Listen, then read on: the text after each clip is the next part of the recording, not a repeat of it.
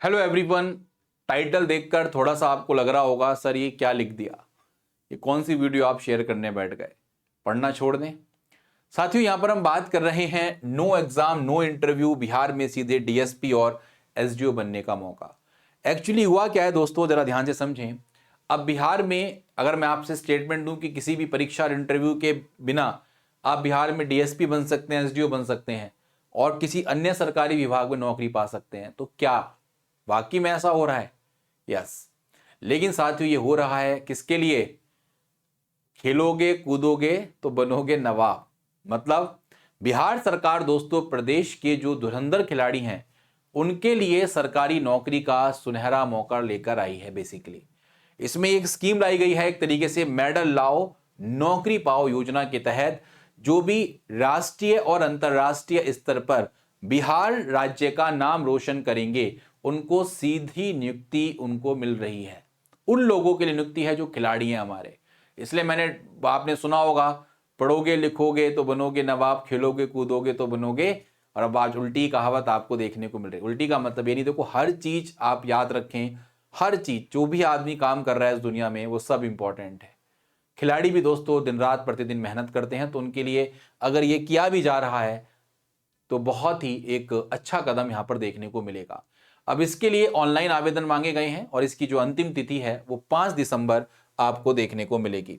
आपके जो भी ऐसे मैं आपको बताना चाहता हूं दोस्तों, तो बिहार राज्य का जो खेल प्राधिकरण है उसकी अपनी वेबसाइट है biharsports.org। तो उस पर आवेदन पोर्टल आप लोगों का खोल दिया गया है, याद रखेंगे। और कोई भी इच्छुक खिलाड़ी है तो उस पोर्टल के माध्यम से 5 दिसंबर तक यहां पर आवेदन किया जा सकता है। कब तक? 5 दिसंबर आपकी लास्ट डेट आपको देखने को मिलेगी।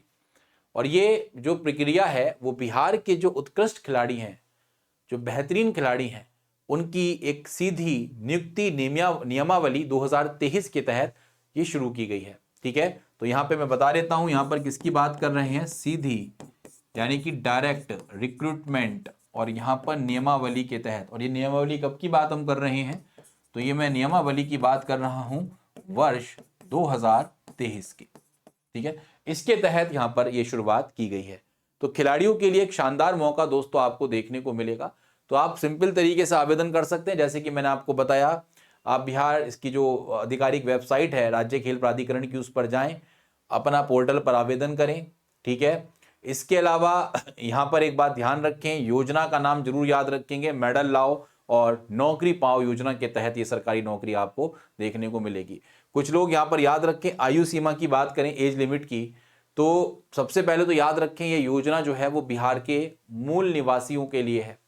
ठीक है, और मूल निवासियों को राज्य सरकार के अलग अलग विभागों में स्केल 1 और स्केल जो 2 है उसके पदों पर यहां पर नियुक्ति मिलने की बात है। तो मिनिमम एज यहां पर रखी गई है फिलहाल 18 वर्ष की। अधिकतम आयु सीमा अभी निर्धारित नहीं की गई है, याद रखें, निर्धारित नहीं है आयु सीमा, मतलब अधिकतम आयु सीमा निर्धारित नहीं की गई। तो मिनिमम एज आपका क्राइटेरिया 18 ईयर्स का है। बात समझ में आई? नहीं समझ में आई? इसमें एक और चीज याद रखेंगे, अब तक इस योजना के तहत 342 खिलाड़ियों को बिहार राज्य में बिना परीक्षा और इंटरव्यू के सरकारी नौकरी मिल चुकी है।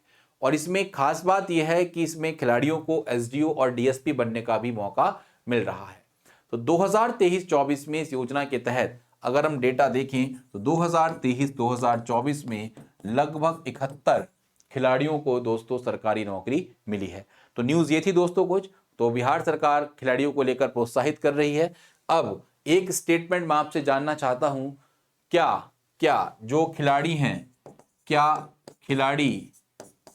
खिलाड़ी जो प्रशासनिक पोस्ट हैं, जो हमारी एडमिनिस्ट्रेटिव पोस्ट हैं, प्रशासनिक जो हमारी पोस्ट हैं, उनके लिए कैपेबल है या नहीं?